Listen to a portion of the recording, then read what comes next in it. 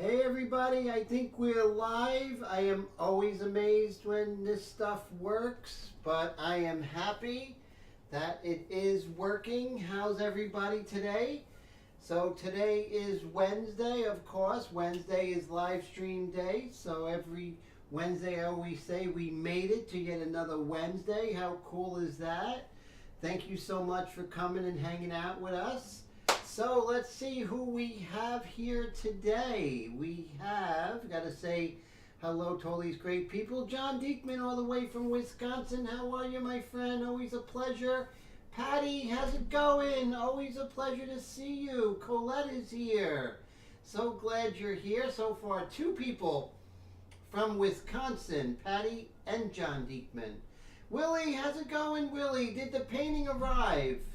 I sent Willie the painting of Jodie Comer, Killing Eve. Let me know that it arrived in good shape. Mr. Steve Leahy, how's it going? Good to see you, sir. And we have Dragon Air. How you doing? How's everything? So good to see you. Roy at Color Graphics, always a pleasure, my friend. And then we have Blue. How you doing, Blue? Always good to see you. How's everything? And we have Mr. Total Pain, John Payne. Always a pleasure, sir. All the way from upstate New York. That's what we people in the New York tri-state area call people who live in New York State, upstate. It's funny. And then we have, I think that's everybody. Did I miss anybody? I think I got everybody. Yes. So let's see. Perfect condition. Yes. All right. I always say a little prayer when I send a painting with glass. Oh my God. I always think of that Pet Detective. You know, I think it was either Pet Detective 1 or 2 when they show the guy kicking the package on the way there. So I'm so glad it made it in one piece. So that is absolutely wonderful. So that makes me happy. And so we got a nice healthy size group here to begin February 16th. And this is my brother's birthday, Christopher. He's no longer with us, but happy birthday to Chris. I just want to say that. Miss you, Chris. And so let's see. What are we going to do? We're going to work on this painting, which I'm very happy with. It's Maisie, and started out as an airbrush painting, and now it's kind of an airbrush pastel painting coming together, just showing that, you know, you can always use tools to bring a painting back from the brink if you ever need to. So what I have to do is make me smaller so you guys and girls can see the painting. So, oh, thank you, Blue. I appreciate that so much. Thank you, John. I appreciate it. It was a while back ago, but, you know, always miss him. And so I'm so, you know, his birthday I never forget, you know. And so I really appreciate that. Okay, so let's see. We have, so we're going to go ahead, try and put some color in here and work it out. Just have fun, chill out, that sort of thing. So we had a very cold stretch here in northeastern New Jersey, about 5 miles outside of New York City. And so it's always, you know, we had like a little cut in the action. I think it went up to like 50 today. It's going to go like 60 degrees tomorrow, something crazy like that. Always nutty weather here in New Jersey lately. Back when I was a kid, winter was winter, summer was summer. Hey, Mr. Paul, how you doing? Good to see you, my friend. So glad you are here. We're going to get a fresh triangle.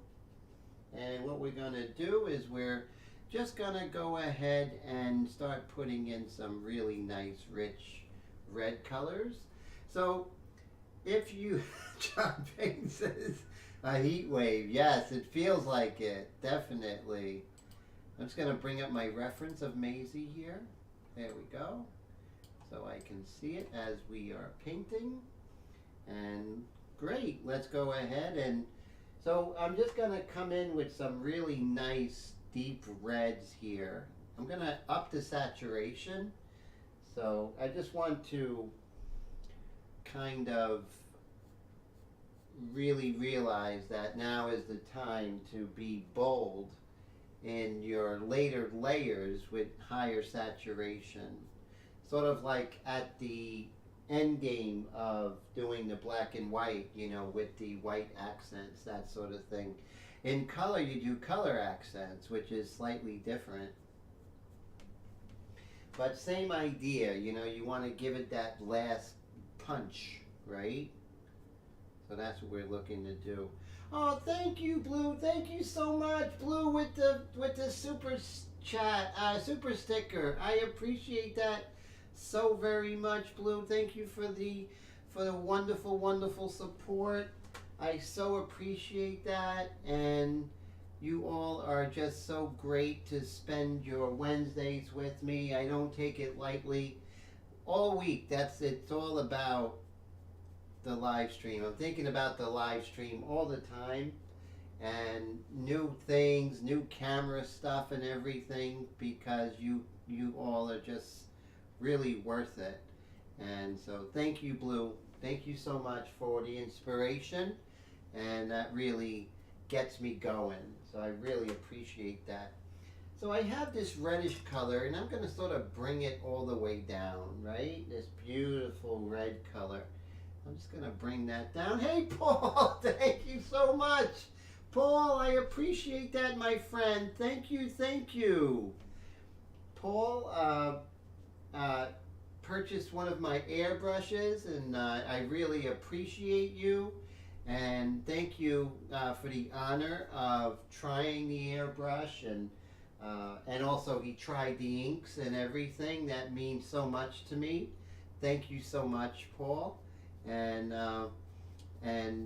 you know, your support and your encouragement really buoy me to really continue making the live streams the priority that it is in my life, and sharing art, and just being a place where people could come and just talk about airbrushing and art, and discover new techniques together. That's what really keeps me going. Hey, what's up, Mr. Bread Mummery? How you doing today? So glad to see you. So I just finished a new airbrush right here. This one I just completed. All I have to do is put the spring here, and this one is ready to go. It's shipping out to Italy. How exciting is that?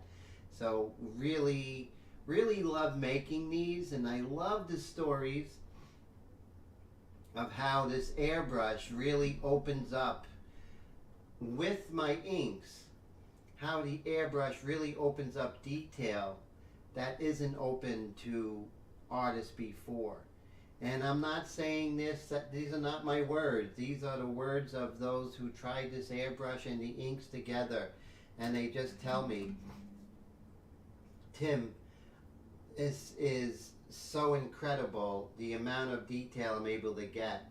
And for me, that is so important, because I remember when I first tried the airbrush, it was so difficult. Hey, Mr. Brad, how you doing? How's everything? Brad Newland, he just recently purchased the Xtreme Patriot arrow with the inks. And I don't know if you've seen his work in ink flingers, but it is just unbelievable. Unbelievable. He is just hitting the ground running. Of course, Brad is a longtime tattoo artist, but I do stress the word artist. He's unbelievable. He did Joe Rogan, which was just like out of this world, right? I don't know if you guys have seen it, but check out his work. It's out of control. He's so good. And he's one of the people who tried the Xtreme Patriot Arrow, my customized version, with the inks, and he was just said wonderful things and how it helped him. And to me, that's just makes me so happy. It really does, because I originally made it for myself. You know, I originally constructed that airbrush for myself, and I just love sharing that with all you talented painters out there. And so I want to come in with some really rich, uh, really rich colors that are on the yellow side of the spectrum. Because when you're painting in color, it's usually that. It's usually on the yellow, the green, the red, or the blue spectrum. And so you want to keep your eye open for that when you're painting portraits. And I'm just going to, and then wherever I see that, I'm going to go ahead and echo it in other areas. And kind of keep moving around. Hey, Rick Lotta, good to see you. So glad you're here, my friend. Oh, the pleasure's all mine, Mr. Newland. Great, great work, sir. Great work. And so, yeah, so that's one of the things about the inks and the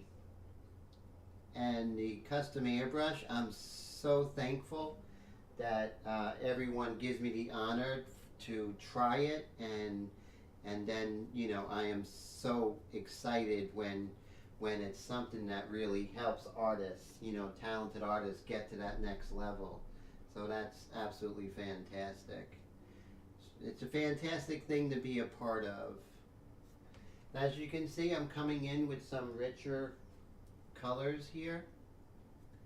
And I'll calm it down as we go. So it's like working in oils, right? You just want to kind of wet the surface and kind of rework the area, that sort of thing.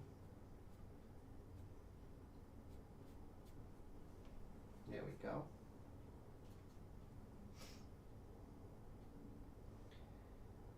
And let's see, right over here.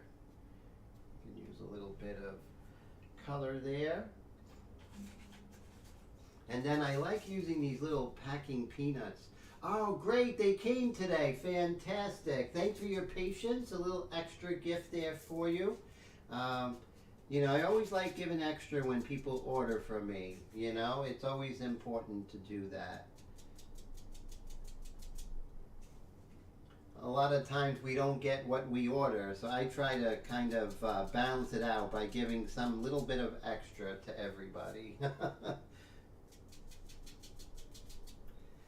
And there we go. And so let's see, what can we do now?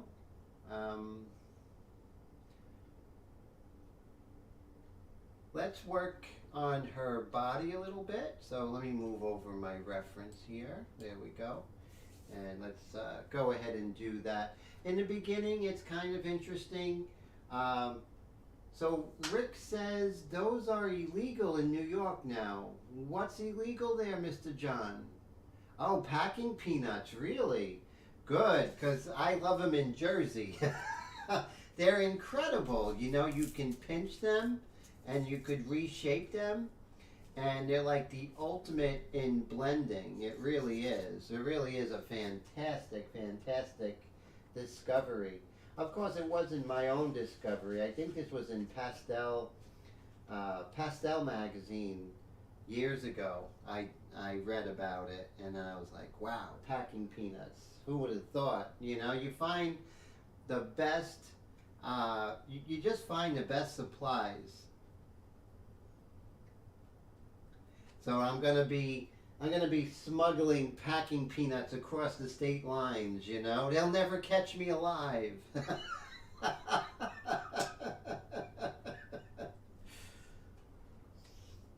Isn't that funny? So think of the irony of this. Marijuana is legal, yet packing peanuts are illegal. That's funny, you know? It's like times have changed, right?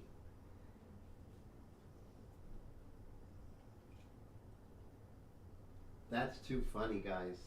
Peanut pusher.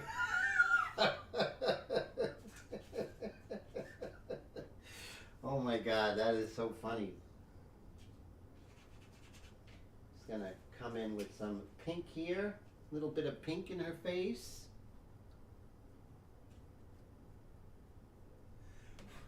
Just a little bit, nothing too crazy. What I want to do is I want to assimilate. Things seem a little broken up here.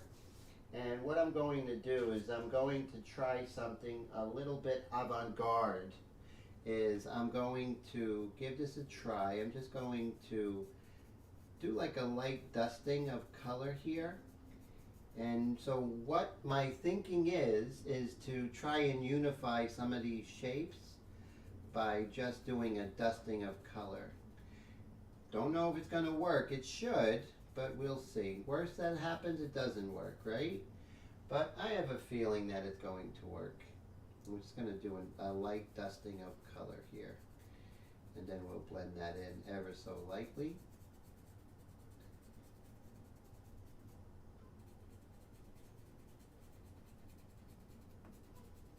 So it's sort of just calming down a lot of the areas that are broken up. And I think that will work well. So let's go ahead and let's give it the old college try and see how this shapes up here. I have this very interesting color here. So basically I'm just going to do a dusting of color, and what the plan is to unify, right? If you dust over it, you're kind of going to unify a lot of the color being broken up. And it's important to do that because it can get broken up and then it just doesn't look right. And then we can come in just a little bit later and we can just start unifying that, which I think already looks pretty good. And so let's see who is here. Dillard, how you doing? Oh yes, Tim Maston, how's everything, my friend? Always a pleasure. So that is great. Thank you so much for hanging out, Tim. You guys are all so great to hang out with me, and I really appreciate that so much. I'm going to see if I can work on this reflected light here. So you see how that really kind of unified everything, and I'm just going to leave that there. I'm not going to blend it in. I'm just going to work with that and now work around it, and sort of that will just assimilate as we continue working.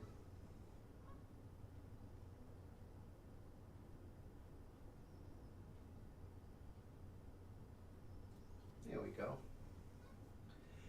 And we can do the same down at the neck. We're going to hold off. They're made of styrofoam, which is why they're illegal. Oh man, they're never going to catch me alive, I'll tell you. I'm going to barricade myself in my studio.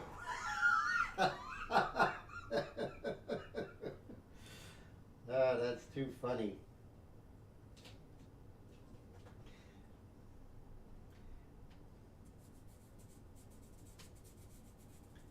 Just going to unify. Let's unify that shoulder here. See how we can do that?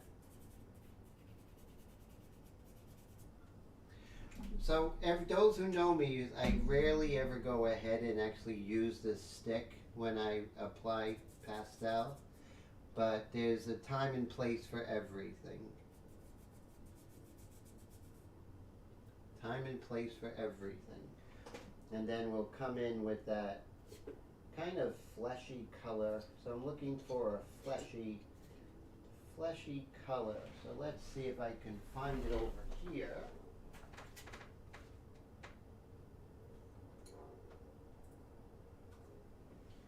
Let's try, ooh.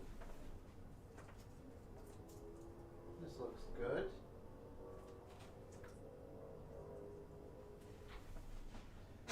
I have like 900,000 pastel sticks, more or less.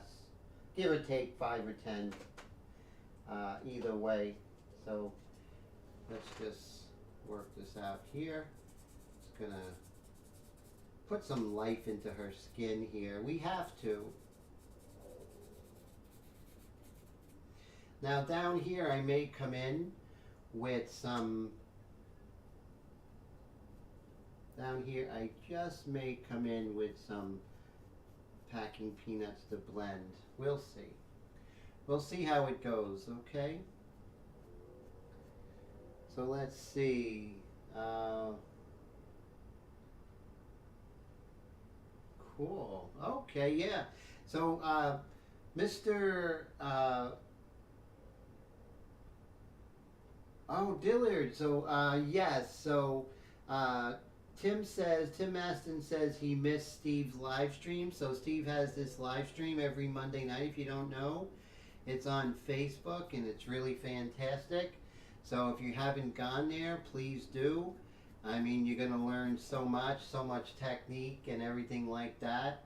And just a fun time. So, it's Steve Leahy Mondays at 6 p.m. Eastern time, and I'm telling you, it's a lot of fun. He gives away artwork and all kinds of other stuff, which is very, very exciting. So definitely check that out.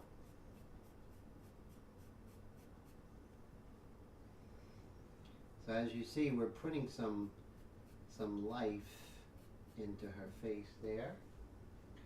Unifying, get rid of some of the shapes that are kind of broken up here. So we don't want it to be broken up. And anytime, Steve. And so Mr. Matson says he has a tendency to try to paint every hair on the figure before I move on.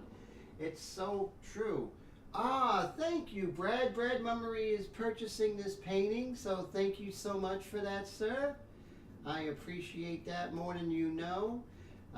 You know, you guys buying my paintings and the super stickers, the super chats, and the donations.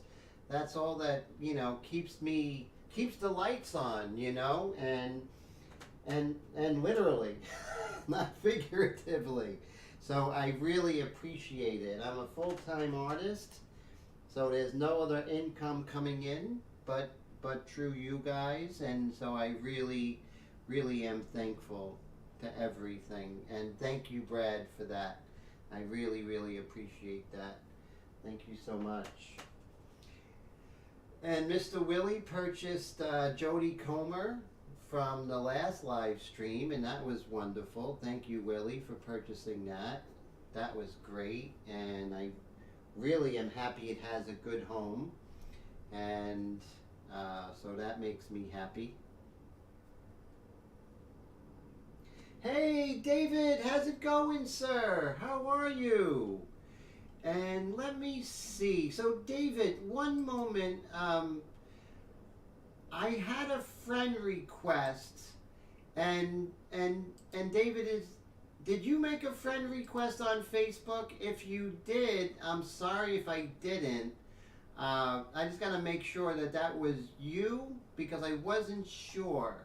So let me know, David, if you made a friend request with me, if I said yes or not. It's just now I recognize the name. So let me know, and if I didn't, then let's be friends on Facebook. So that's good. So really appreciate you being here, Dave. Thank you so much.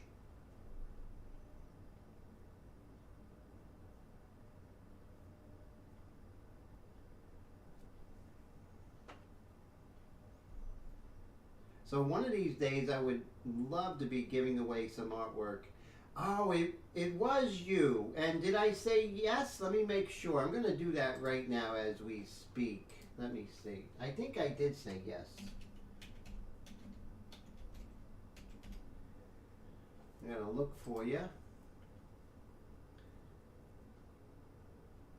Yes. Okay, cool. Yes, so David, good to see you. Yeah, so I did. Now we're friends. I just had to make sure. Thank you so much, my friend. So it's so cool we're connected. what I want you to do is I'm going to send you a request to Ink Flingers. It's a group that is, connected to the live stream, and we just show our work and all of that. So that's really cool. So thank you for the request. And Mr. Raoul, how are you? How's everything? How's your family doing, my friend? Good question. So Dylan Parker says, when you apply to pastel, do you use a fixative on the finished work? So I studied with Harvey Dinnerstein, and he is one of the premier artists in pastel in the last 60, 70 years. And so trained by him, he never uses fixative. He just makes sure he mats it and puts it under glass, and it will stay as fresh and beautiful as the day it was painted hundreds of years from now.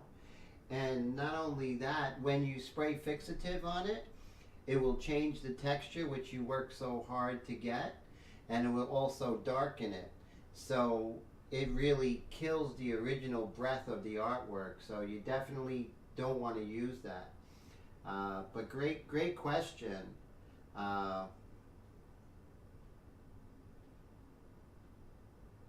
Oh, fantastic. Yes, I will send that to you, sir.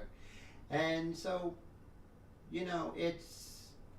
it's very important with pastel, if you're working in colored pencils or India ink, is not to spray anything on it, because it's not going to be exposed to the elements. If you're working in oils or acrylic and you're not going to be putting under glass, then of course it's being exposed to the elements, and you don't want to, you definitely don't want to keep that untreated.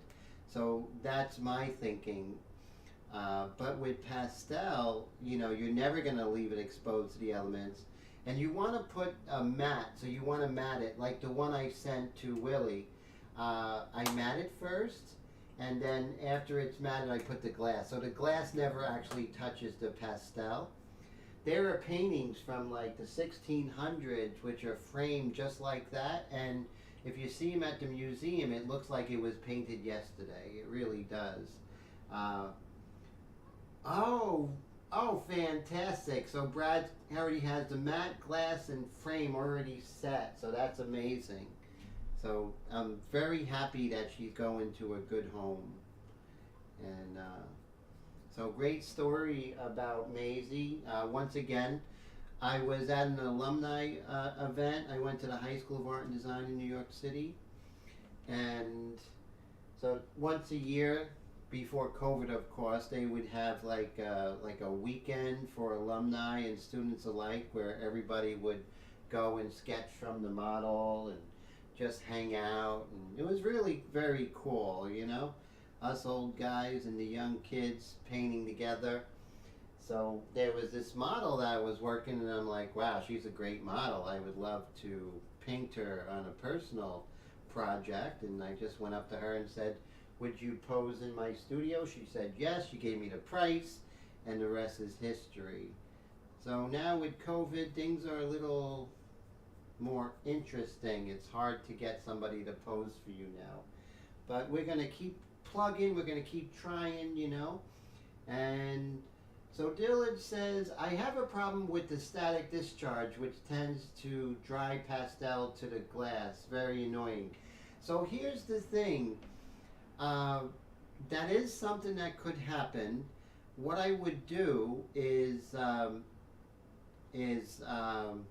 make sure you don't use plexiglass, and then I would probably not frame it right away. So mat it and have the glass, and first when you buy new glass and you take off that whatever wrappings on it, there could be static cling on that. But if I just don't don't put the glass on right away, it kind of helps that. But yeah, the static, that is a problem for some people. Could be the environment. I mean, that definitely could be the case. You just never know. And but yeah, I did hear about that, mostly with plexiglass. And so So Brad uses art glass. It's a little bit different, right? It's treated, it's more archival and all that. So let me zoom in on her. And we're going to basically, let me just change this over here. Okay, so I want to get some of that translucency in her skin. So right now I'm going to do a little magic mixing here. And we're going to get some of that translucency. Right here, just...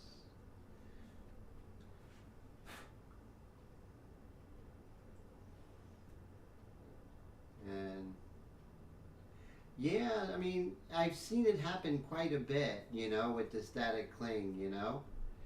Oh, thank you. I appreciate that, David. Thank you.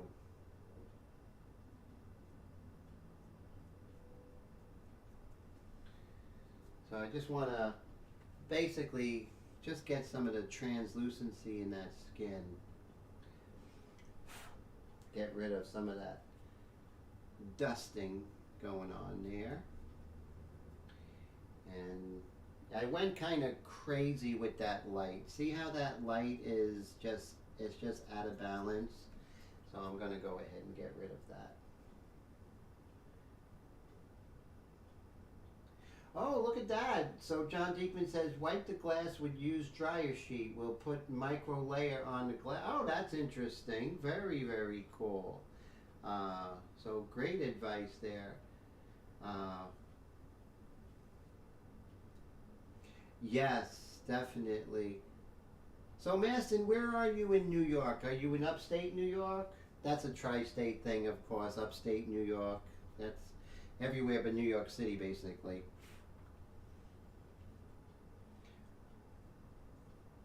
Well, the island's not called upstate New York. Long Island. We call Long Island the island. Oh, you live out in the island. That's our vernacular here.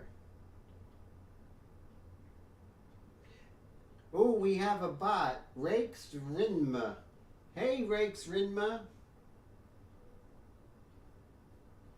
I always want to say hi to the bots as they come in and out of my live stream. Yes, they're back, Blue. And this time it's personal.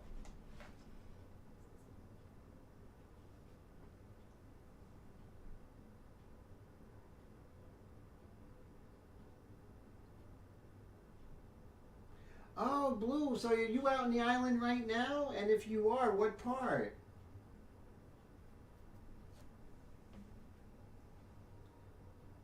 Strong Island.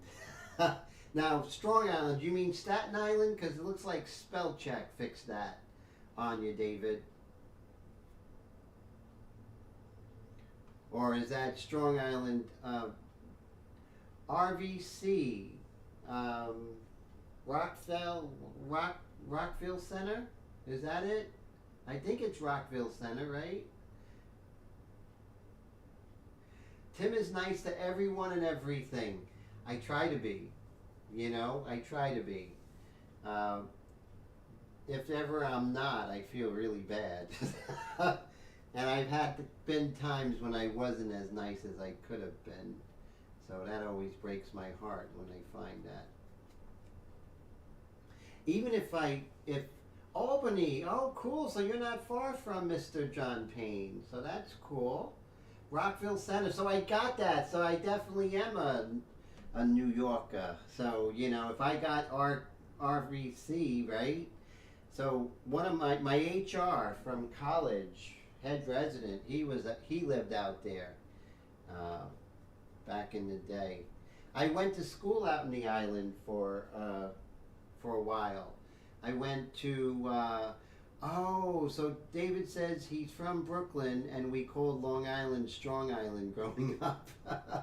I went to Long Island University out there, studied art history, and that was a lot of fun. I was way out in the island, all the way out in, believe it or not, I mean, we're talking way out, Southampton. So basically as far as you can go. Any further, I'll be in Europe, you know. I mean, literally, like like what, 60, 70 miles out on the island. So what I'm going to do is I'm going to use the bathroom real quick, guys, and talks amongst yourselves. I will be right back. There we go. Thanks.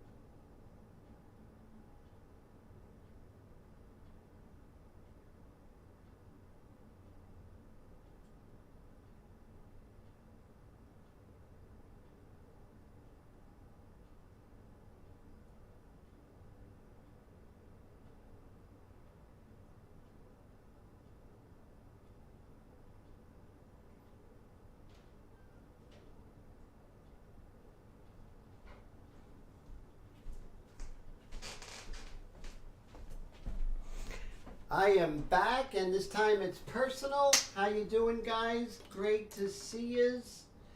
I don't know if I had my glasses on when I was painting. Did I? I don't think I did. No wonder my eyes were hurting me. Yes, Blue, your Lucy's coming out fantastique.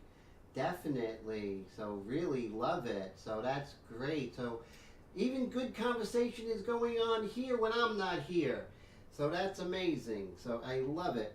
So now I have my glasses on, and this time I am ready to go. So yeah, so what did I have? I don't even know if I had my glasses on. Sometimes I don't know where my head is. So I'm just going to continue.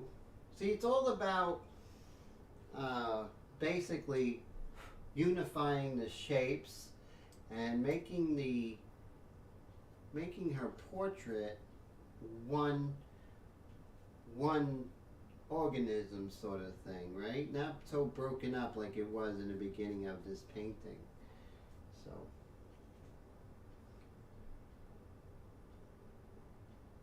hey Jeff, how you doing? Good to see you. Jeff Henry, I'm so glad you're here. How are you, sir? Thank you so much for hanging out. And so I really appreciate that. I appreciate you. So I'm so excited. Yes. So yes, Blue, great work on the eyes. I second what Mr. Steve Leahy said. That's for certain. And we're just going to continue having fun working on this. Now the trick is when you're laying in pastel, you don't want to just do this like la la la, you know, go like this, because at this stage you will just be assimilating that into the other, kind of mixing it, and then it goes away. So to give more power to your strokes of color, you want to basically hit and move, hit and move. And sometimes you'll scumble it in, like in this case. You'll see I'm going to scumble it in with the foam core. You'll scumble in some rich color, like right here.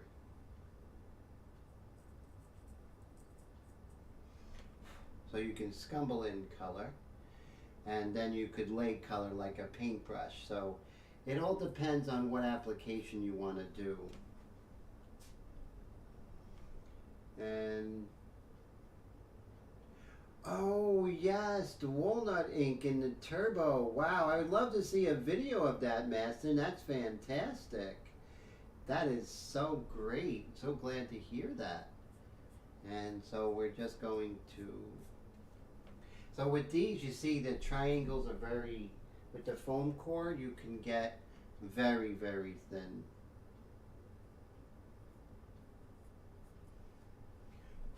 And the great thing is, if you ever make a mistake, and I make mistakes, let me tell you, I can just go ahead and lightly tap that away, which is fantastic. And let's see, we're just going to move around here. Oh, so we can bring in a nice dark color down here. Remember that dark red we were working on earlier? We can bring some of that and kind of unify the dark of the hair and bring that into the neck, right? So you want to bring that together. Yes, that is true. It's the Colorline paper by Canson, which is 184 pound, which is very important. You don't want the 90 pound. 90 pound will just fall apart on you. So, yeah, definitely. Also, if you get a hold of it, if you're in the UK, my UK people, they go with the De La Rowney. It's by De La Rowney. It's called Cranford cardstock. And that stuff, I use that before the Colorline because you can't get the Canford cardstock in the United States anymore. So that's basically how that works out. So yeah, if you can get that, I think the color is Dreadnought Gray, and then if you're slightly more daring, go with the gunmetal.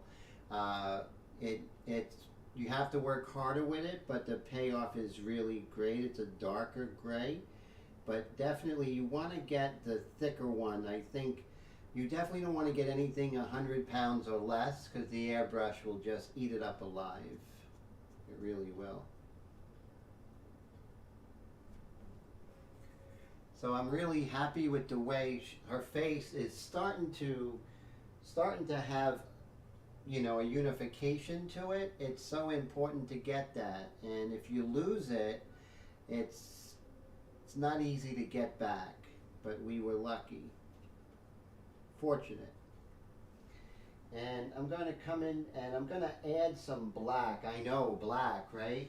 I love the color black. I use it all the time. I don't like when artists say I never use black because it's such an important color, and it is a color, and it's important to use in your darks. Nothing will give you that intensity of dark shades than this. So you definitely want to use it. And it's just the Impressionists, right? The Impressionists screwed everything up when they stopped going to art school. And so they stopped going to art school. And then they were talented. They had some training. So they said, I'm not going to art school. I'm not going to stay at the academy. I'm going to start painting. What all those fuddy-duddies are saying is nothing. I'm going to be out in nature, blah, blah, blah. And what happened was they did great work because they were the generation who were in the French ateliers, and they did study with academic painters. However, when they started teaching people, their education was watered down. And when their students started teaching people, it got watered down until there was dilute mess that you see in universities today. If you study art in a university, I'm not talking about art history or photography. I'm talking about studying painting and drawing in a university today. You might as well, uh, and I'm not talking about like art schools, right? You know, art schools are different. You get entrenched in a good art school like Steve Leahy went to. He went to an art college, and that was fantastic. And you can see in his artwork that he had great. But let's say you go into Montclair State University, or you're going to Ohio State University or Notre Dame, and you want to become a painter, and you're going there, you're getting a complete watered down version of what 19th century artists were getting at the École des Beaux-Arts or the French ateliers of Jacques-Louis David, Bouguereau, you know, the English painters of the time. You know, you're getting this watered down kind of, you know, I'm not sure, you're not sure, I'll give you an A kind of experience, you know. And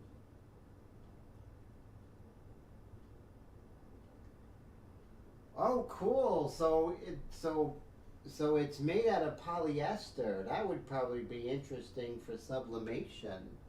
So that's really cool.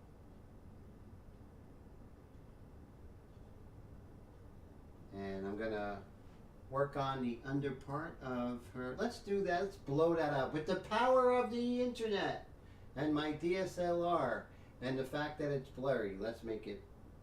There we go.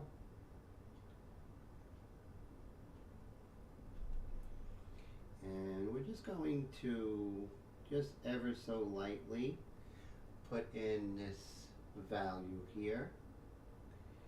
But I can't leave it there because that means, because I have to come back in and kind of lighten that up. There's some translucency in there. So I'm going to find my scissors. Here it is. Oh, Patty, have a great night. It's always a pleasure that you're here, and I really appreciate it. I wish the bots would leave and you would stay, Patty. That would be better. But I understand you have work in the morning, so you have a great night, and look forward to talking to you online. And let's see. Oh, okay. So we're over here. So we're just gonna. So when we're lightening it up, we're actually blending that in, which is really cool. Tim, how long did you go to art school for art? So it's funny you should say that. I would say I have the Harvard equivalent of art school education. So you were in Brooklyn, I was in Queens, and I heard about the High School of Art and Design, and I tried for that, and I was blessed to get in, blessed to have parents who helped me. So I started art and design in 10th grade, and then from there I went to Long Island University, studied art history, and then from there I studied a little bit of landscape painting with Daniel Chard at Rowan University. And then from there, I went to the Art Students League for a year, and then I went 3 years to the National Academy School of Fine Arts, and I was a Merit Scholarship student, and that was at with Harvey Dinnerstein and Ron Scher. So that was the long answer. So about 8 years I studied art, and in a very formal setting, right? A very formal setting I studied art. So primarily, so if you see me, the way that I work in airbrush and pastel, you can see I kind of have that approach of an oil painter, because the first 6 years of my training was oil paints. So that was my main. Of course, in the art school environment, I learned everything from inks to watercolor to gouache, everything. So I have that more of a well-rounded art school education, you know. So basically, uh, so Steve was going to name his son HVSLG FIBW. Yeah, it's kind of a catchy name, you know. Hey, Mike S, how's it going? Good to see you. It's a little bit of a green tint, but we're getting there, my friend. So it's not your eyes. You got it right. So it's sort of a how do you say? It's a work in progress, right? And that's basically it. But you know, my main the main learning, and I'm very thankful to my teachers and everything like that. But I think the main my main learning was basically when I would go to the museum every day after art school and look at the painters, the great painters, and just gaze at their work and just be in awe with it. You know, my favorite painters are Jean Auguste Dominique Ingres and Jacques Louis David, William Bouguereau. Those guys are just, and then the English painters, of course. I have a fond I have a lot of fondness for artists such as John Everett Millay, you know, the Pre-Raphaelites, Dante Gabriel Rossetti, those guys. Really love their work, you know. And David says, do you still oil paint? You went to school back in the day. Did you make egg temper paint? Not that far back.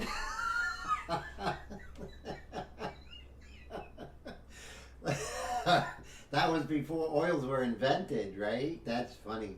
Yeah, egg tempera. Actually, it's very interesting that Mr. N.C. Wyeth was a turn of the 19th, 20th century illustrator.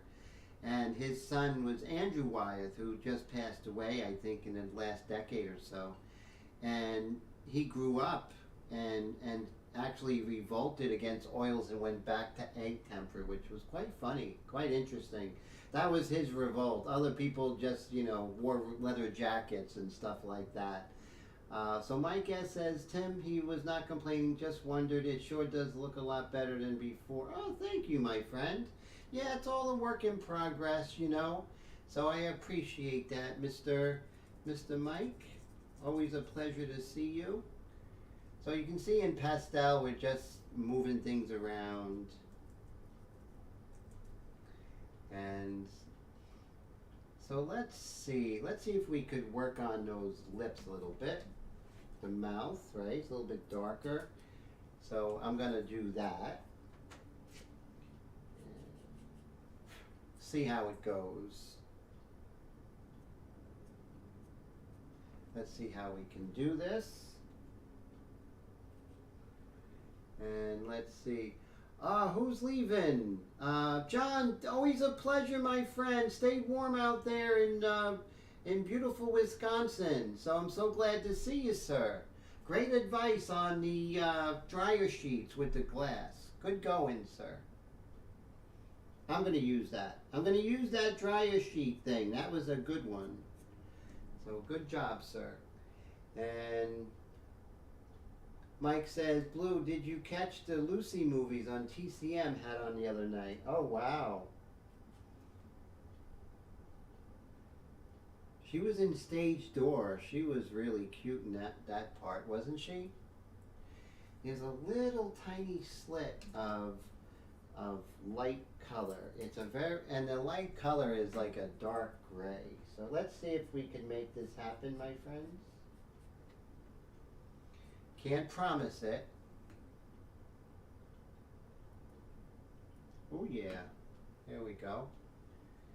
And let's push this over.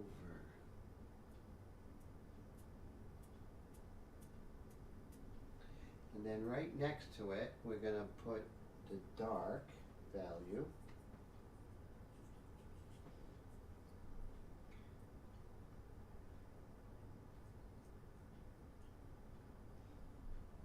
And then right over here.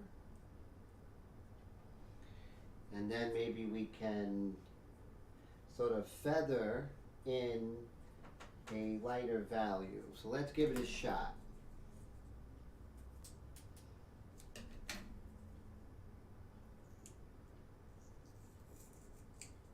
Hey Nameless, how's it going? Good to see you. How are you? So we're going to dust in kind of a transparent color right over here. Right over here. A little bit of a transparency.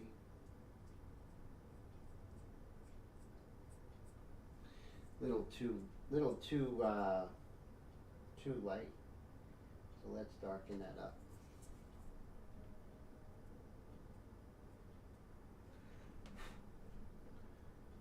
Go. And then we'll go a little bit darker on the corner.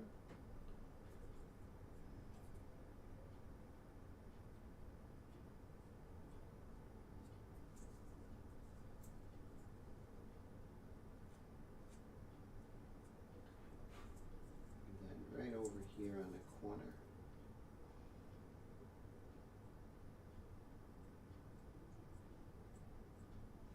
Bring that down.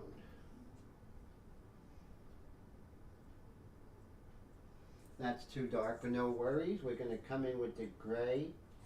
So, you know, with pastel, it's more of a malleable thing. You're kind of moving value next to each other. So now I'm going to bring in the lighter value right next to it.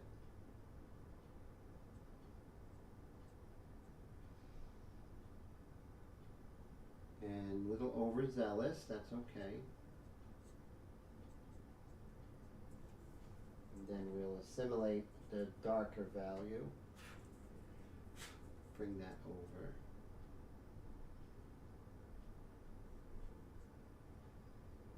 And the trick is to stay with it.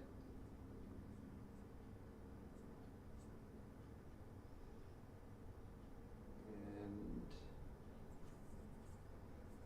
bring that over just a slight bit.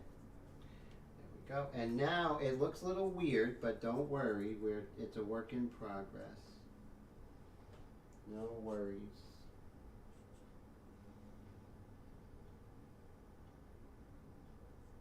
It's not over till it's over.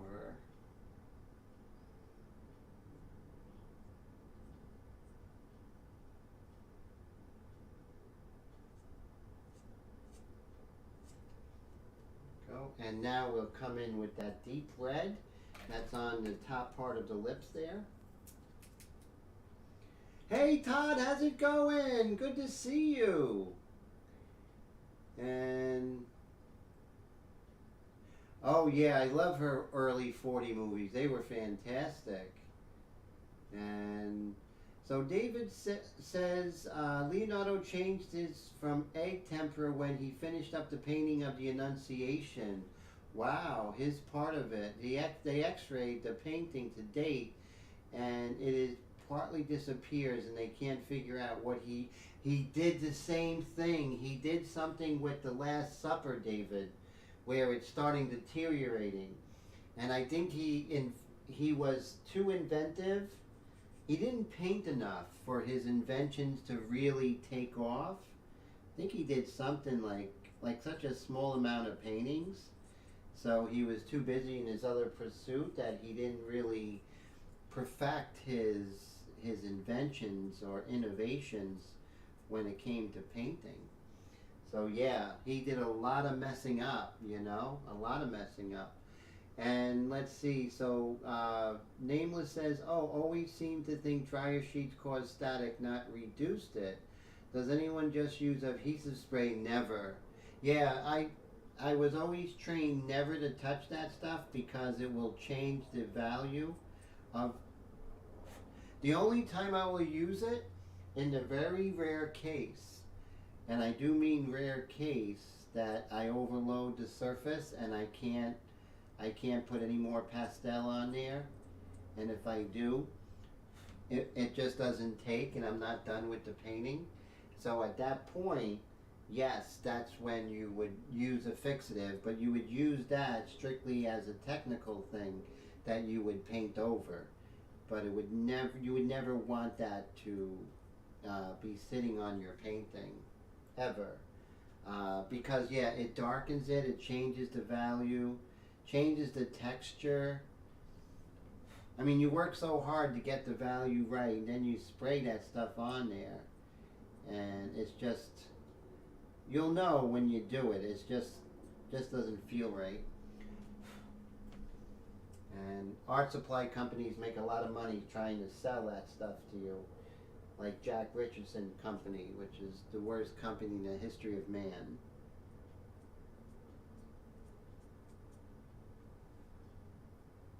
Okay, so let's come in with that light purplish color.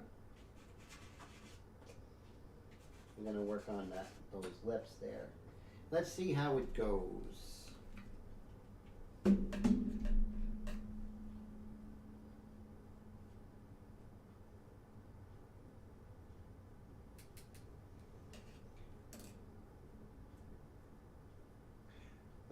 Him and Tesla are some of his favorite people to read about. Yes, I agree. But I think as an artist, and I know this is going to be controversial, but I think he spread himself out too thin to be truly effective as, you know, of what he could have done in the art world. That's just my own opinion. I think he could have really, you know, surpassed Michelangelo and everything like that. I really think he could have. But he had too many coals in the fire. Way too many coals in the fire. There's a dark purple, so I have to find that dark purple. Where is it?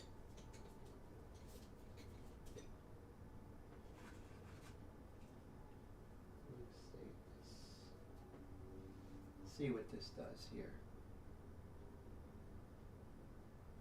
It could be. I'll have to go over it, but yeah, this will work.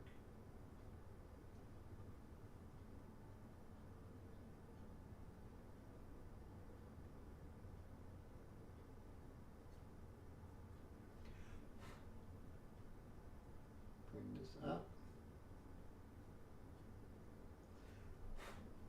I'm going to neglect to use the pastel pencil here because I wanted to have a painterly feel to it. Painterly means not linear, right? So I don't want it to be linear.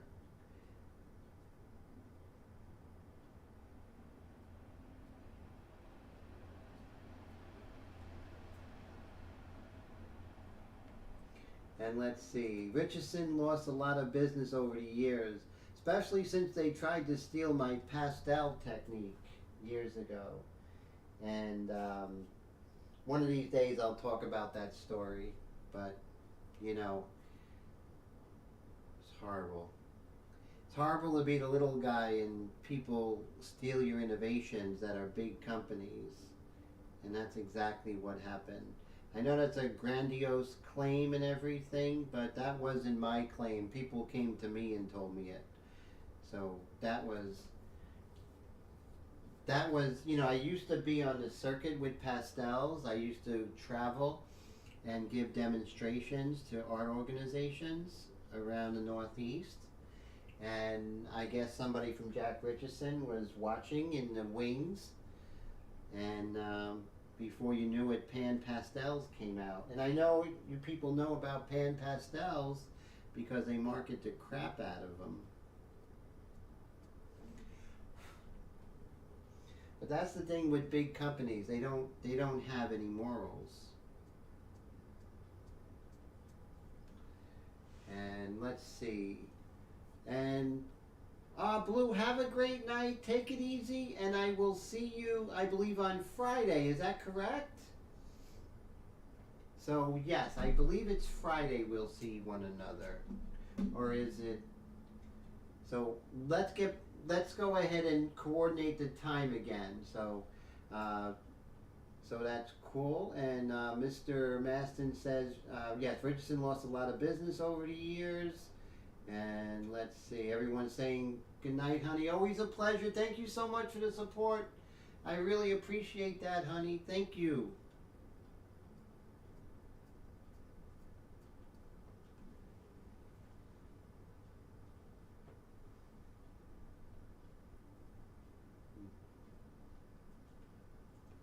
bit of light there. And then when you zoom out, you can see it looks better. There we go. Maybe I can put a little bit more of, let's bring in this dark kind of earthy color over here just to fix the lip there.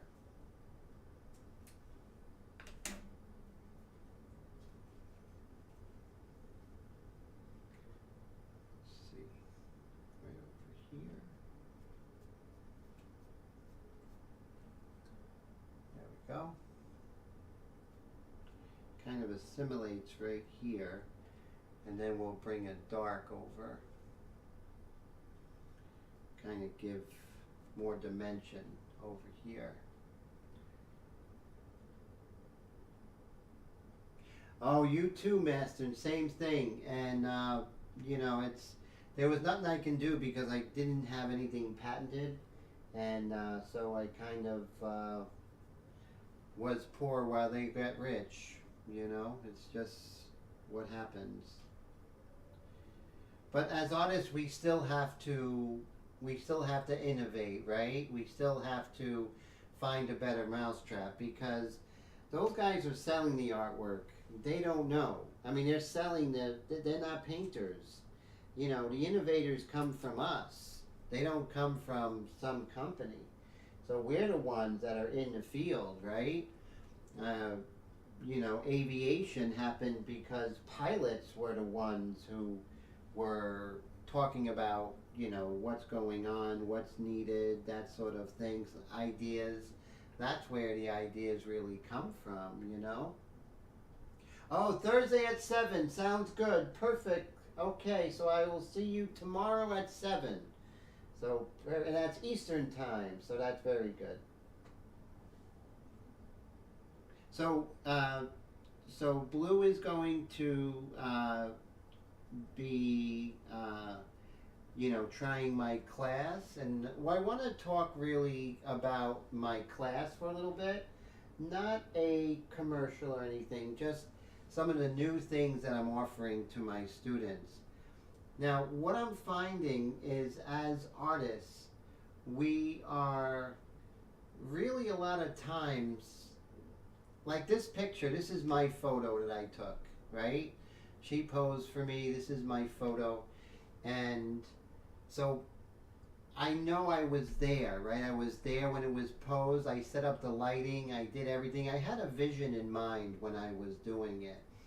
And I love, you know, working, and sometimes we don't have a photo, so we have to look online and we find a photo, and that's great. And I'm not saying it's always important to paint. If you don't have a photo, then go ahead and get a photo, right? Find one on different websites that, you know, like Pexels and stuff like that, which are very good. Those are fantastic. But what I'm starting to teach, and oh, Tim's, oh, thank you. Yeah, isn't this cool? So yes, so this window here, this is a new thing that I found, which is a lot of fun. And thanks for noticing, my friend. I appreciate that. See this window here. So basically, I wanted to talk about. Let me pull this down here. Pull this down here. There we go. Okay. So basically, I want to talk about the importance of photographing your own artwork, having your own reference, right? And thanks. I appreciate it.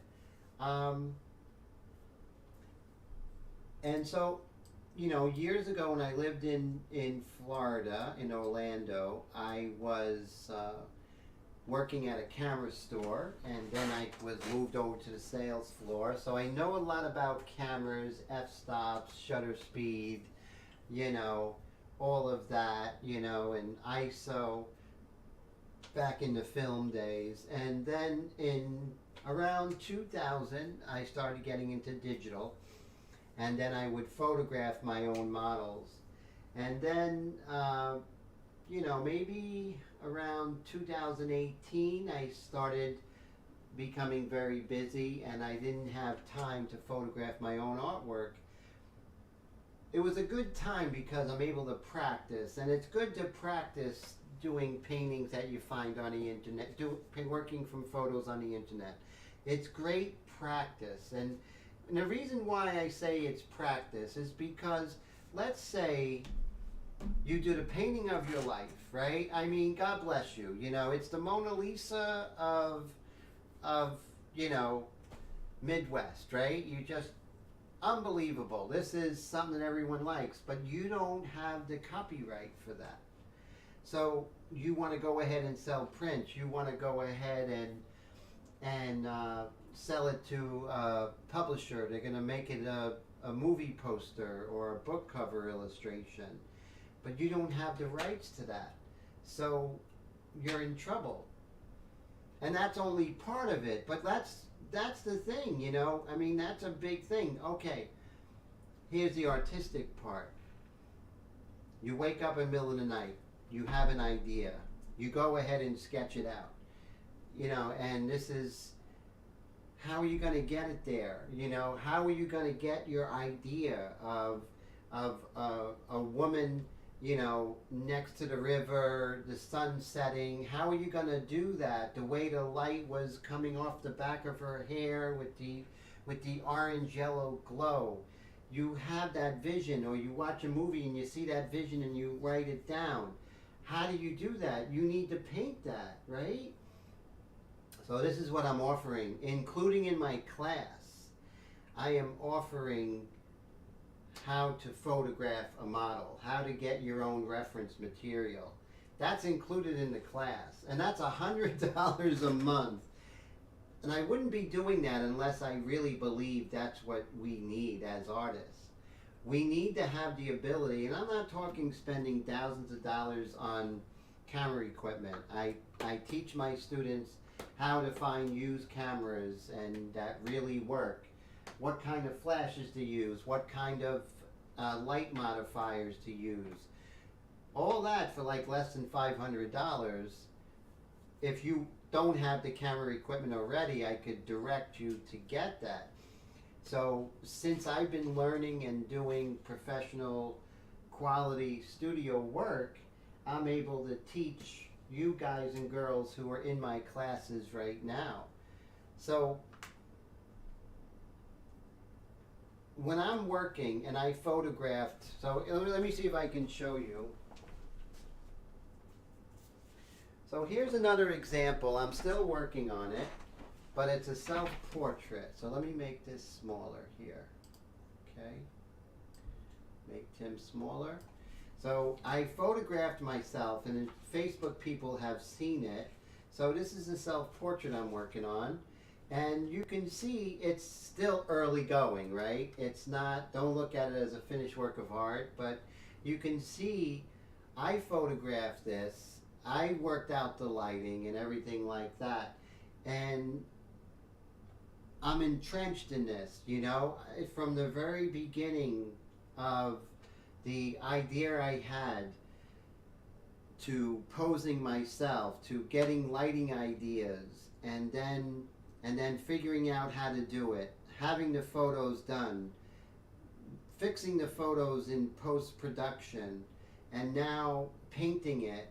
You can see I can do something that my vision comes to life, right? And that's important, you know? So that's the level that I teach in my classes, is to, yes, to give you the technique, but technique is only going to get you so far. But to teach you how to get those visions that are in your head and to photograph them. If you don't have a model, use yourself. I mean, I'm a funny looking guy, but you know what? If I have no one else, I'm going to paint myself. I'm going to photograph myself. And that way, and so this is far from done, but just to show you the level of artistic expression we can have. So let's see what we have question here. So Mike S says, Tim, with these new cell phones, some could even get by with those instead of 1K of, no. And, you know, and that's the big and great statement. That is the big notion that these cameras are really advanced. Remember, no matter how advanced these cameras get, Mike, it has a teeny tiny baby sensor that's about this big, right? So that means it's not going to have the dynamic range. It's going to start falling apart. Not only that, but you can't have flash, and you don't have the ability to have shutter speed sync with your flash to get these incredible details. And there's so much going on with shutter speed and aperture and ISO and light and distance and using exposure meters and all of these things. There's so much more involved, Mike, and that's great, and that's our advantage, because we're just going to sit here quietly and we're going to, get not an expensive DSLR or a mirrorless camera, but we're going to fix our lighting, and we're going to use backdrops, and we're going to use colored gels, and we're going to do things that will blow away the competition. And we're going to express ourselves, what's in it. Remember, we're painting, guys and girls, because we want to see the paintings that are in our head. We want to give them birth to the world, right? I want to see that. No one else can do it for us. Only you can do it. And that's the exciting part. Todd, wow, thank you, my friend. I really, really, really appreciate that. Todd with the $50 super chat. Thank you so much. And I thank you, sir. And that's so encouraging. And so far, Paul, Honey, and Todd, thank you from the bottom of my heart.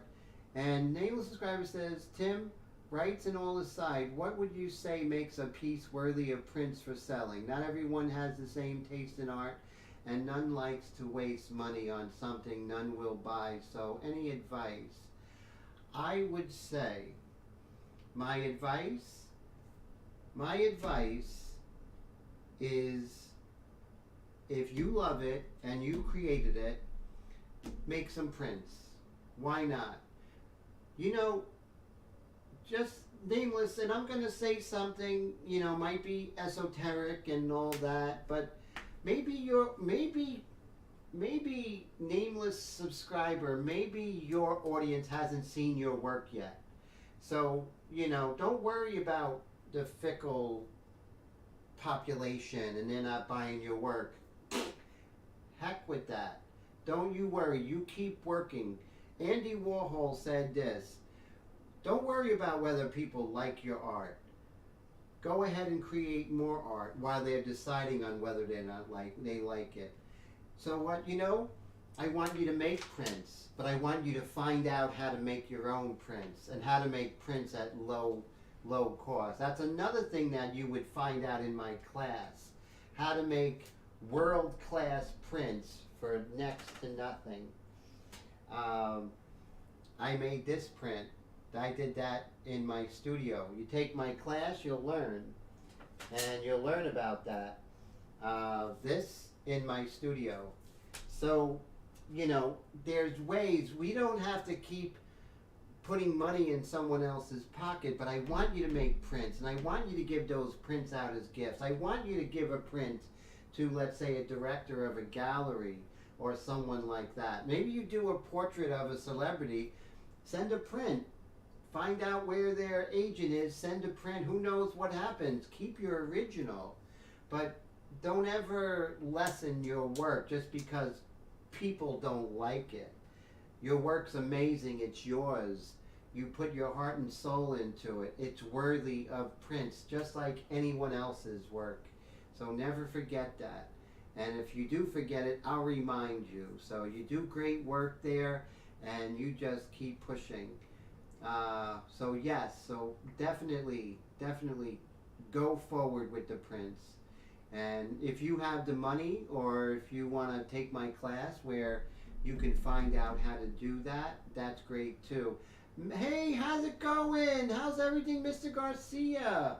Patrick Nagel, I was just talking about him over the weekend. He didn't sell any of his work. It was his wife that put out for sale after she found out he was sleeping with all the. Oh wow! Look at that. So that's something, Chris. So he got in trouble. And Mr. Masson says he remembers his schooling and still own a standard SLR. Oh wow! Yeah, back in the old days. Are you a Nikon or Canon guy, Maston? I love. I'll have to show you. So, you know, I have my my Canons because of video, but I still have. I have this one right here. It's the D60. So this camera right here, the D60 or D80, you can get this camera with the lens for about 125, maybe 150 more or less. You can get something like this, and you can have flashes, you can put flash transmitters, you can set up the model with a backdrop and have several flashes go off at the same time. For you camera people out there, you can have a key light, a fill light, a rim light. You could use beauty dishes, you can use light boxes, umbrellas, and you could make professional quality photos that you can paint from, your composition, your models, and you know what? It's more yours. So that's one of the things that I am teaching my students now. So if you're interested, just let me know. And Nameless says also, what should we look for when making prints for someone who knows nothing about the process? You know, it's up to you as far as what the price is. You don't want to give it away, but you do want people to become collectors. So when someone becomes a collector of your work, it's your job to get them on the mailing list, so because they invested in your work and they're like a stockholder. So when new work comes out, you show them, you tell them about it, and they feel like, okay, I have artwork from this artist who keeps producing, and you can give them a print as a gift. It doesn't cost you much, so it's really important to continue. Oh, the Canon T3i, that's a good one. Yeah, that has I think that's an 18 megapixel camera. Has a very good sensor. Takes really good photos. You can go ahead and put a Godox transmitter and a couple of flashes and take pro pictures with that. Definitely, Todd. You know, if you were to take my class in the future, that camera would be enough. You wouldn't have to purchase another camera to learn the techniques that I use in my studio when I either photograph myself or if I'm blessed to get a model. So yeah, the T3i, and it's really the glass that's important. Most likely you probably got an 18 to 55 kit lens, they call it, which is probably an f3 point, like an f3 to 5.6 or something like that. And that is okay, and you can do great pictures with that, but then you might want to get the 50 millimeter 1.8. It's only like 50 millimeter 1.8 is really like $150, and then you get that real bokeh and do some really fantastic stuff. And Brad says, Tim is just teasing you. In order to get real dope, you have to have Auntie up and take his class. Thank you, my friend. It is a teaser because I think if you want to go to that next level, then right now the classes that I'm teaching are really the way to go, because they are going to change your creativity. Not change your creativity. Creativity is always there, but it's going to tap into that. And yes, it's still good to do the painting of prints or the painting of, I'm not saying that's wrong. It's great, you know, it's great work. I do it myself. I'm doing a portrait of David Bowie right now. That's important. It's great practice. But if I do the David Bowie painting of my life, I can't make prints of that. If I do, then somebody, either the person who took the photograph or the estate of David Bowie, is going to say, cease and desist, Tim. But if I took a photo myself and got somebody here and just did this amazing, God bless me, I did this amazing painting, which is you know, the girl with a pearl earring of northeastern New Jersey, nobody can come after me. It's mine, mine, all mine. And you know what? It was my vision, and and it was 100% pure me.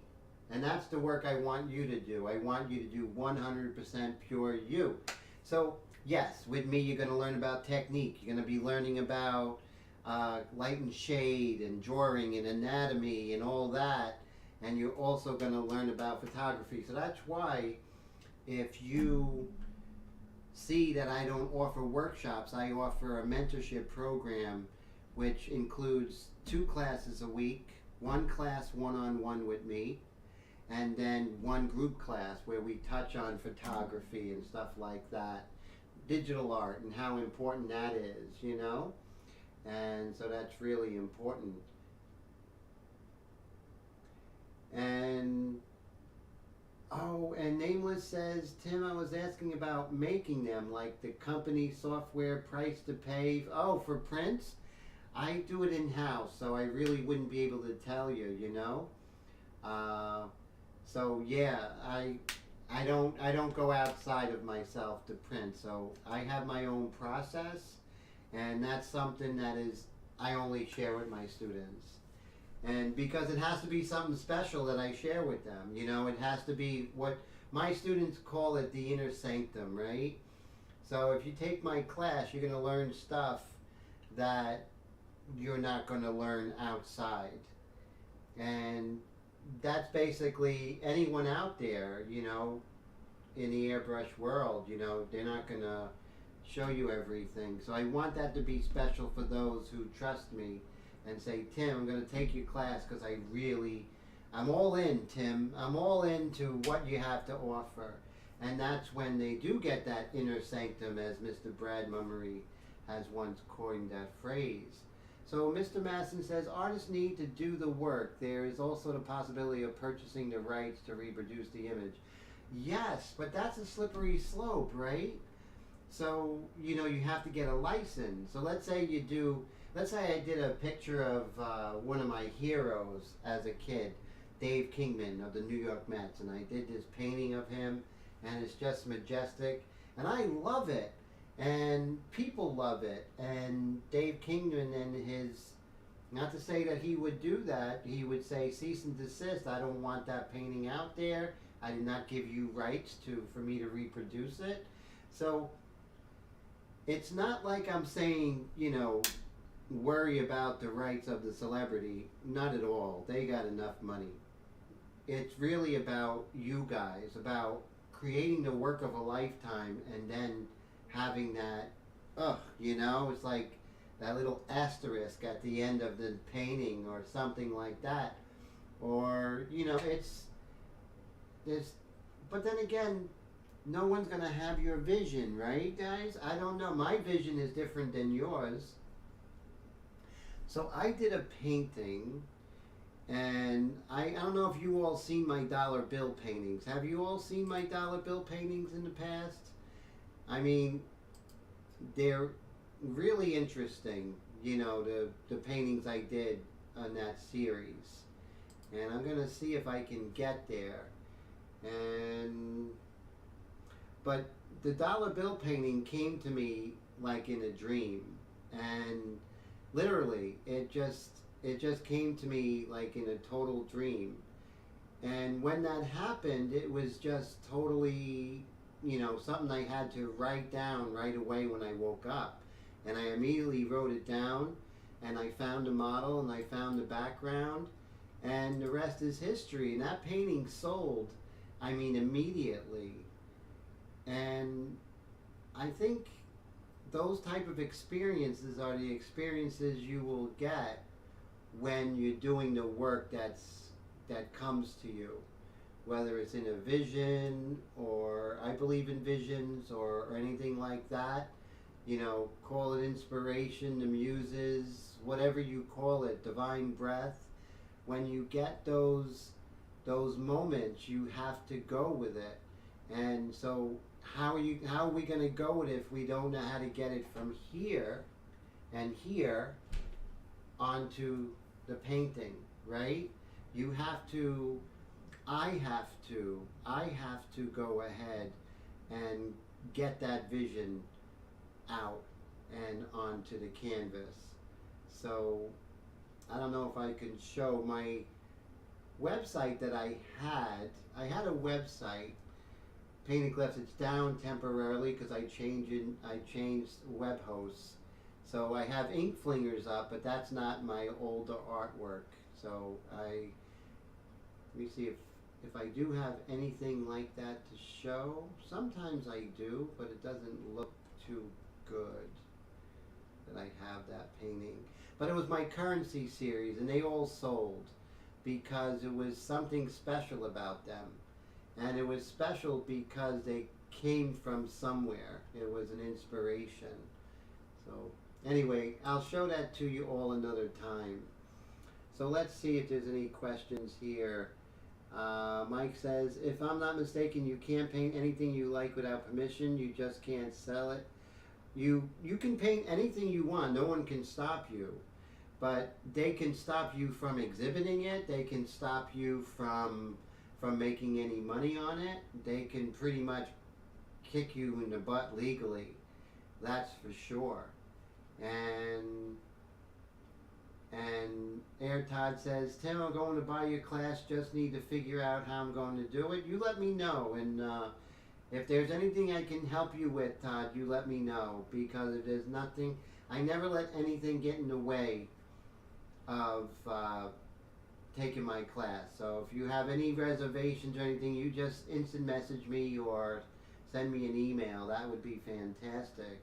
Naylor says, doesn't painting someone fall under the fair use? No. That's the thing. It doesn't. Only if they're public domain. And even public domain, somebody bought those rights perhaps. That used to be in public domain. I think it used to be like in 50 years or so. Their likeness becomes public domain and the photographs become public domain. But that doesn't mean that someone can go ahead and buy those rights. They're still able. Think of the movie It's a Wonderful Life. My favorite movie of all time. Remember that movie and how you would see it on TV all the time, like during Christmas, like every single channel It's a Wonderful Life was on, because it was public domain. Try and see that now. You won't, because someone bought the rights. I think Turner Classics bought it. So now you only see it every now and then.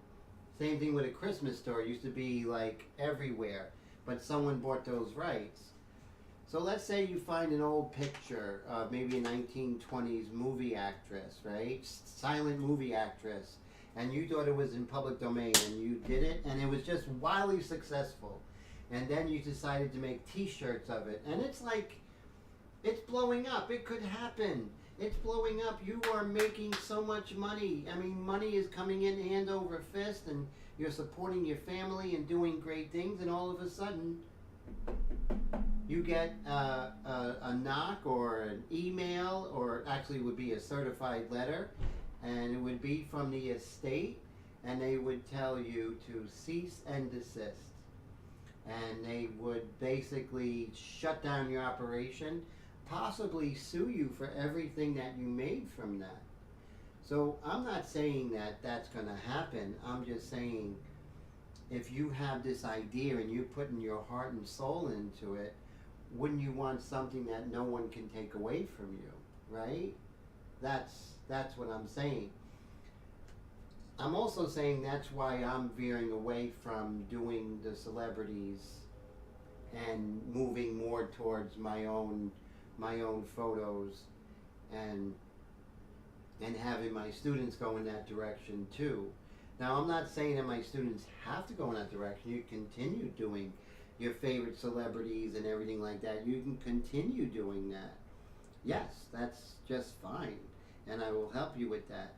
But to be a fine artist where you start creating work that you know, may be amazing, where you can sell t-shirts and all this other thing, sell prints, and you know, it really is.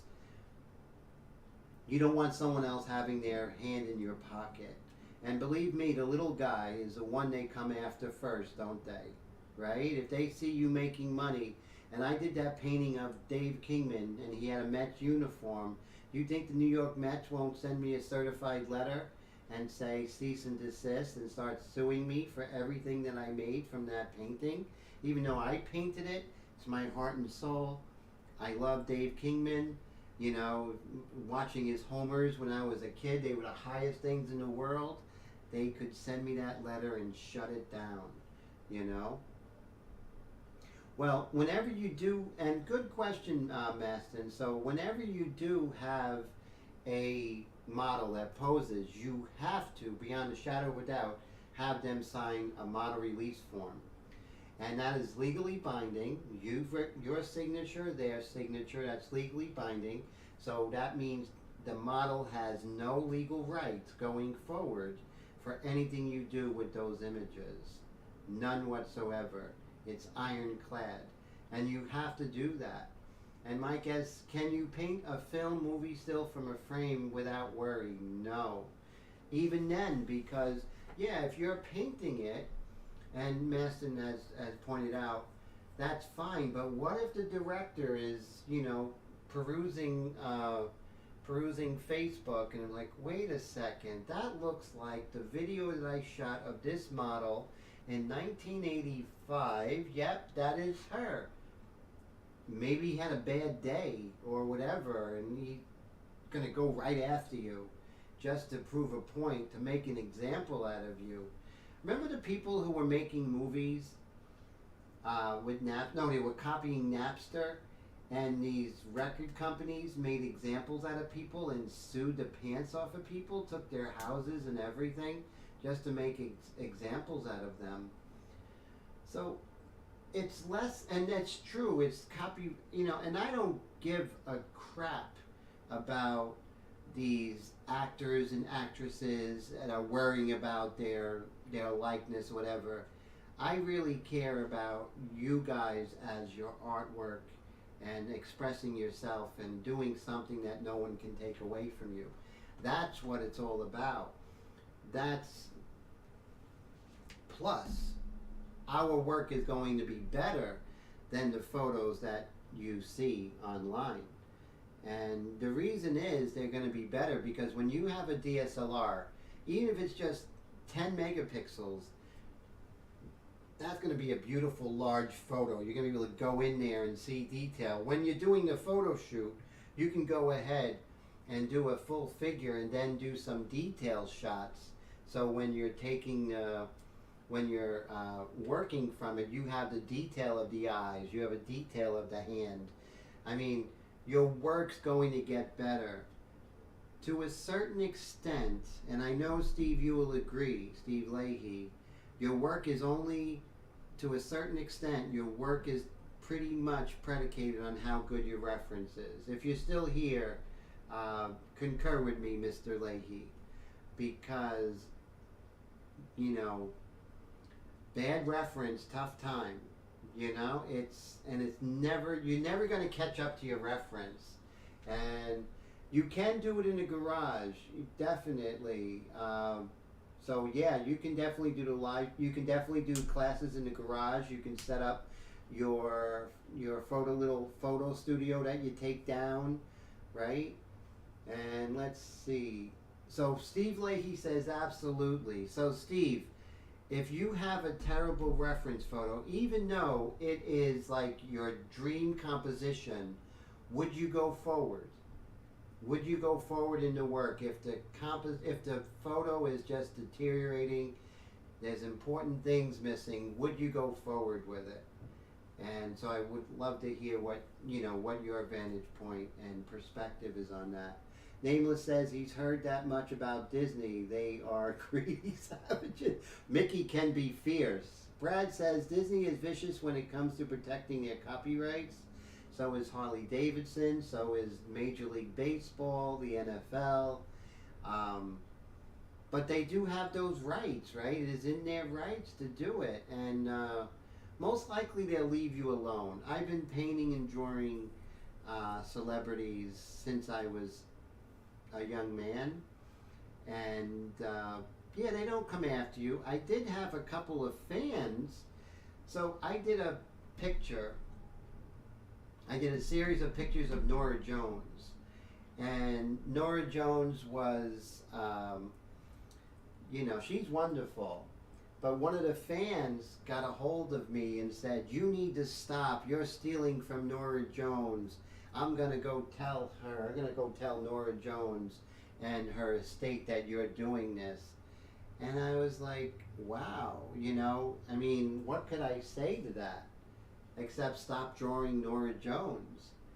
And I just didn't have any right, There was nothing I could do to say, hey, I do have the right. I didn't. But all that's to say this. Continue painting from anything that you have. If you love pictures of, David Bowie, I love painting David Bowie. Continue doing that, but just realize the limitations of painting David Bowie or painting Norah Jones, that you don't have the reproduction rights. Yes, you have the right. No one can stop you from painting anything. There's not going to be anything come and take the airbrush out of your hand. No one can stop you. But they can stop you from selling it.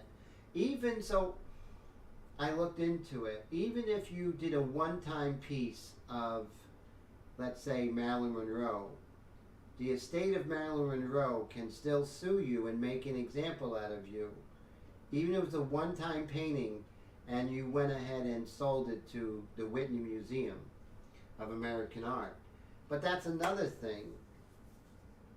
If you did the painting of your lifetime and it was Clint Eastwood, do you think that the Whitney Museum of American Art would purchase it? Probably not, because they would see it as fan art. So there's a lot of layers of why I'm making this paradigm shift in my own art again, because I was working strictly for my own photographs, and then I went away from that and I was doing a lot of the celebrities, a lot of the old movie actresses, and I'll still do it, but know what type of artwork it is, And, oh, look, a new bot. That's always great. So that's cool. And so Nameless Subscriber said it should be called the happiest place on earth. It should be called the most expensive place on earth. Yeah, it's pretty pricey. I lived in Orlando for 8 years, and I refused to work for Disney, although the animation department tried to recruit me 3 times. I said no 3 times. And Nameless says, yes, very expensive. So Steve says, with his work, it is a different thing. With his work being so small, I can use a terribly grainy photo and still get away with it. 72, wow. Yes, I can definitely understand that, Steve. Since you're working so small, you definitely can get away with it. Because when you compress it, you still get the appearance of the detail. So Steve's work, he works so small. If you've seen his work, Steve Leahy's work, it's like, it's beautiful. And, what he can do on a small level reminds me of the Dutch paintings of, like, Gerard, what was his name? I think his last name was Gerard. And he's a Dutch painter, did these portraits that are real small, or even those small portraits of Hans Holbein the Younger that fit in almost like a locket. They're just incredible. Reminds me of what Steve's doing. And Steve says, on a normal scale, a great quality reference gives you all the info to tell the best story you can. Yes. And the thing is you can't make stuff up. So when you work at a normal size and you have a photo you can't make it up, so it's going to fall apart as it grows. So it's almost like, Jurassic Park, right? They wanted to fill the gaps of the DNA, so they took frog DNA and put it in there. Well, it's never going to be the dinosaur because you're filling the DNA. Same thing. If you have a bad photograph, it's never going to be as good as it could have been if you did have a good quality photograph. So always remember that. Plus, it's all about having control of your artwork. You don't want anyone to be able to say cease and desist. And like I said, you might do the painting of your lifetime. God bless you, and I hope it happens a lot. Oop, there goes my keyboard. I hope it happens a lot and often, but it also, I would want you to have the reproduction rights to that, and I would like you to show that in the gallery. And the gallery will go ahead and put it on their website because they know that the artist has the rights to it. So let's say the Marlborough Gallery or one of the big galleries in New York City. God bless you. You get a show there, and they're saying, "No, do you have the reproduction rights of that painting?" "No." "Well, what about that other painting?" "No." They're not going to show you. So there you go. You lost the opportunity of a lifetime. And that's really, really, really important to know what you're going into when all of your work is photographs of other people. Beware of Pexels. Beware of those other things, because Pexels might own a license for a short period of time. You don't know what legal agreement they have, right, with the original photographer. At the time, you went ahead and you got it from Pexels, but let's say 10 years from now or 5 years from now, you go ahead and you did the painting of your lifetime from Pexels, and the photographer is not a nice guy, and he says, "Oh wow, I can make money off of this guy, that's mine, he doesn't have the rights," and he can pretty much say, "Okay, you made this money off of prints, I want this much, and if you don't, I'm pulling the rug out from under you." So Brad says, "You know a guy who violated copyright in making patterns, and they sued him and won and took everything he had."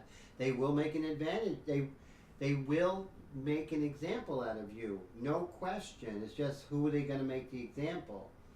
So Nameless says, "So Tim, if I hired you to paint a Mickey Mouse picture for me, would that be infringement?" "Most definitely." I heard no, because remember, Mickey Mouse, that's their trademark. Any kind of reproduce. So whenever you look at the Mets game and they say any rebroadcast, reproduction, or the likeness of anything with the New York Mets is expressly prohibited without consent from the New York Mets and Major League Baseball. I kind of memorized that, but it's all, and it's, the law is not geared for you. The law is geared for the person who is the intellectual property.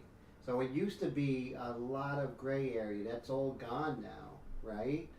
And not long ago, Scott McKay did a piece of Nightmare Before Christmas and sold it. Said it technically was an infringement.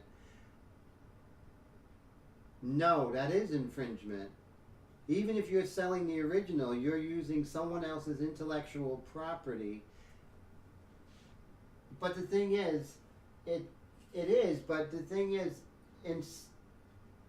I'm guilty of that. I sell my pictures of celebrities and stuff like that. But you're not mass producing it. It's a one-time work of art. I think it's called fan art, and I think most celebrities out there are going to look the other way because it helps their career, no?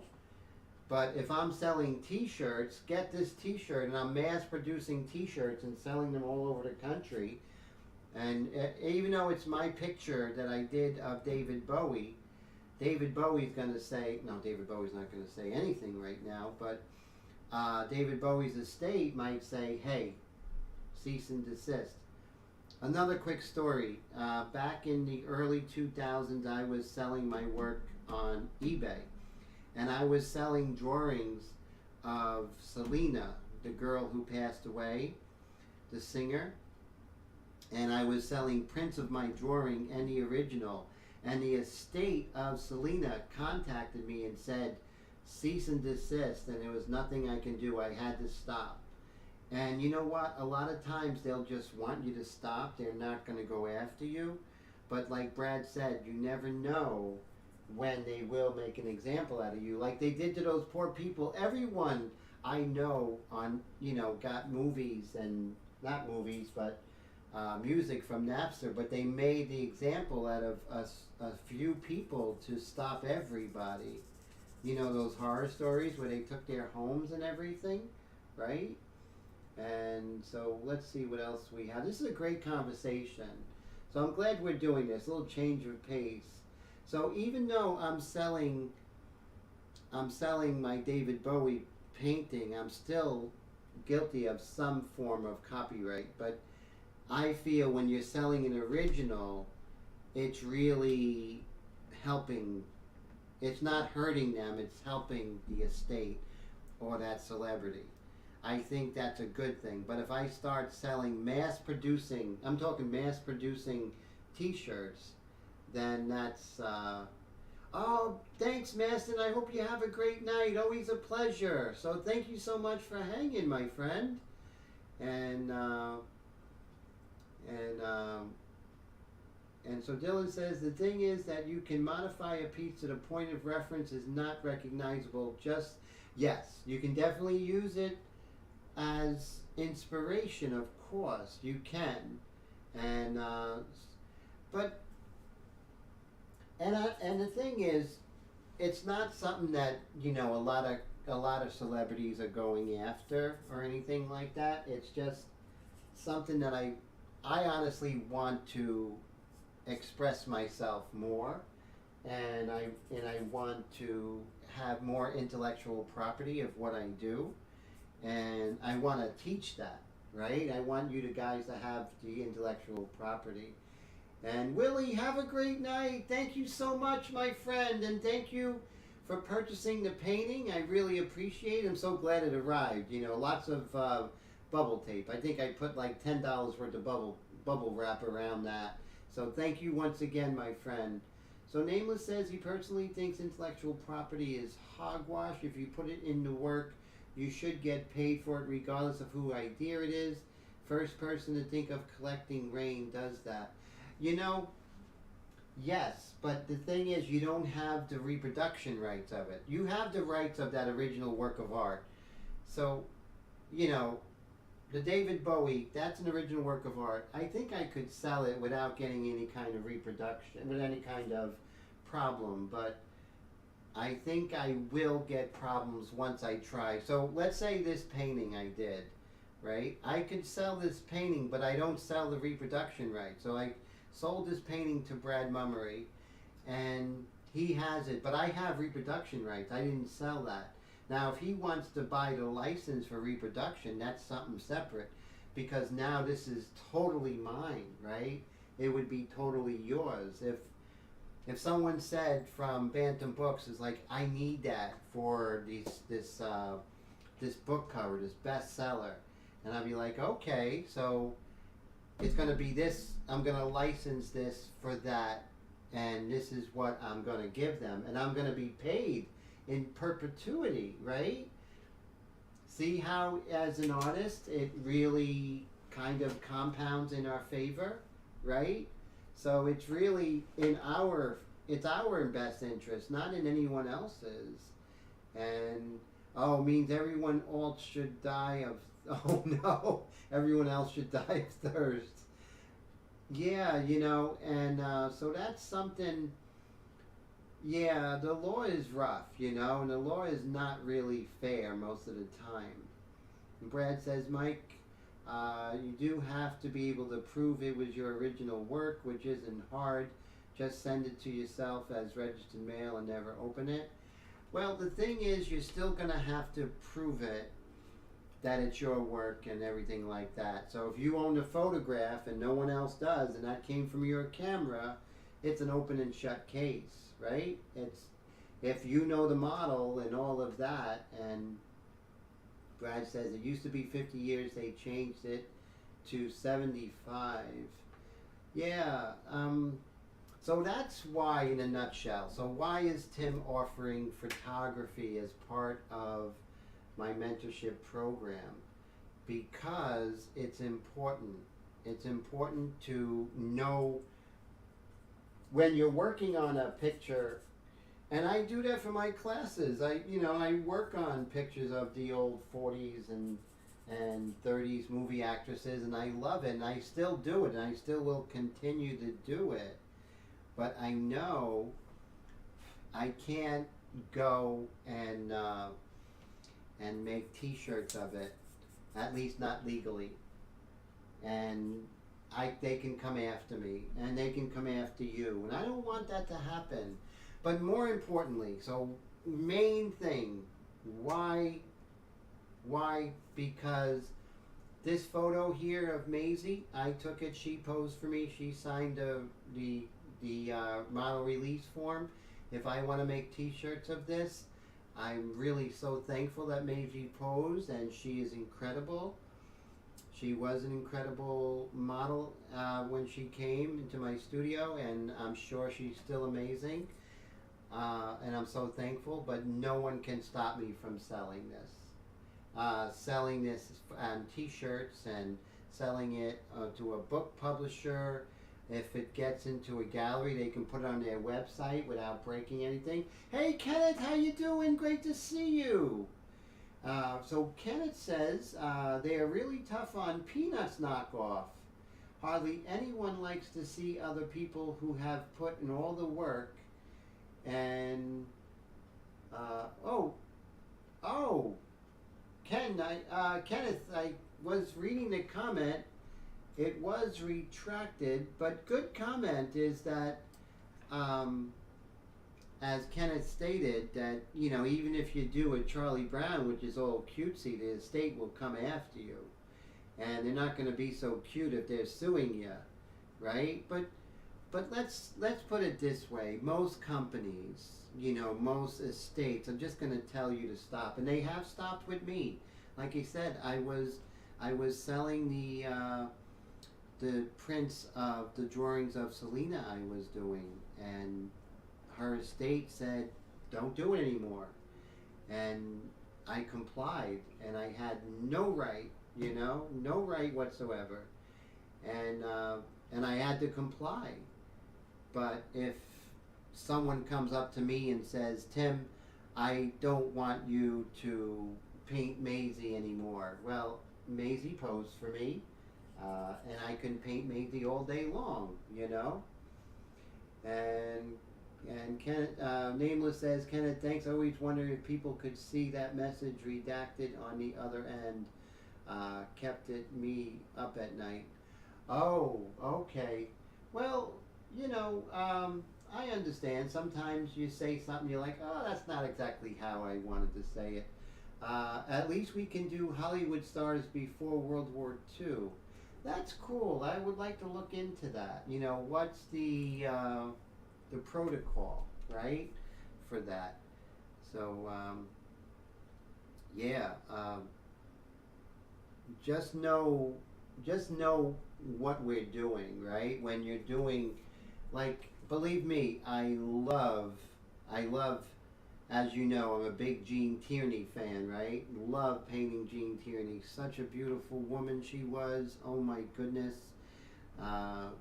Just stunning. And I'm still going to paint Jean Tierney, but for me to sell Jean Tierney t-shirts, I'm probably going to have a hard time. To my ink flingers in the group, yeah, no problem, right? Make 5 of them, that's okay. But if I was mass producing them and wanting to get an account, let's say Levi's wants them and they want to sell them, it's just going to hit a brick wall. It really is. And I'm going to be out all that money, even though I painted it and it was my own inspiration and everything, but it came from someone else's intellectual property. So this live stream should have been called Intellectual Property, right? So next week we're going to go back to working with India ink and the airbrush. So Kenneth, good to see you. He says, when was the last time anyone heard the introduction of a fight as "Let's get ready to rumble," unless it was being said by Michael? Wow. Isn't that something? That is really something. So Kenneth, yes. So yeah, I mean, that's his intellectual property, and he has the right to stop everybody. And even though, you know, let's get ready. I can't do it, right? I'm going to get copyright, so I'm not going to say it. Told Payne, have a great night. Always a pleasure, my friend. He says, hit that like button. I appreciate it.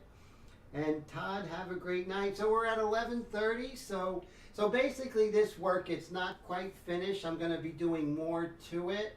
But just goes to show you, I was working in a sepia. I was doing the white mixture. And with the light color of the white mixture and then the combination of the India ink, I got a really weird gray-blue shift. So then I had to switch gears and say, okay, let's go in with pastel, because I didn't want to call it dead. It's not over till it's over. So I did save this work.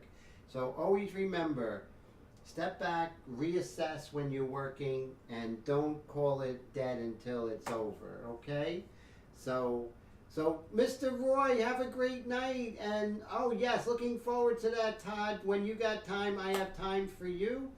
And Mr. Steve says you brought up a great point about the galleries too. Most won't even look at your work if it's derivative. So true. Mr. Steve Leahy, thank you so much. This week was intellectual property. Next week will be file and tax claim. You know, it wouldn't be too bad of an idea. Paul, thanks for the super chat. Honey, thank you for the super chat. Todd, thank you so much. You all rock, and I just appreciate you so much. So Todd gave, and you gave me encouragement and inspiration. And Paul and Honey, thank you, thank you, thank you. You guys really rock, as all of you do rock, for spending Wednesday evening with me. And I have my lemonade. I'm going to finish offline. And next week I'm going to talk about the 5 a.m. club. So that's going to be something to look forward to. Something to think about. The 5 a.m. club. So yes, it's talking about art, but talking about other things that pertain to us as artists. We're special people. We have a special set of issues. Take care, everybody. You all are so fantastic. Have a great night.